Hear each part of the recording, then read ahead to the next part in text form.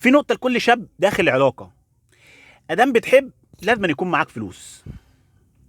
ادام هتخطب لازم أن يكون معاك فلوس. ايوه. ادام هتتجوز لازم أن يكون معاك فلوس من الاخر.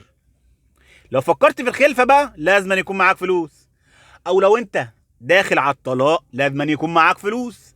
او عايز تبوظ حياتك كلها لازم أن يكون معاك فلوس. الفلوس دي وسيلة لوسيلة حاجات كتير قوي يا جماعة عشان تفهموا، يعني ما تجيب الاخر. يعني لازم اي حاجة يكون معاك فلوس.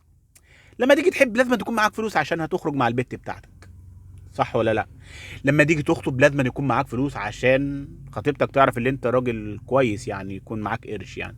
ولو هتتجوز لازم يكون معاك فلوس عشان تعرف المسؤوليه والكلام ده. لما تخلف بقى لازم يكون معاك فلوس وعقلك يكون رزيل كده، عشان برضو الخلفه عايزه فلوس وعايزه وداخل على مسؤوليه جامده. لو بتفكر في الطلاق بقى يا ريت ما تفكرش، عشان ده عايز فلوس كتير قوي. عشان لو طلقت هتشتغل زبال وممكن تمشي في الشارع تلم بلاستيك. احلى مسا عليكم.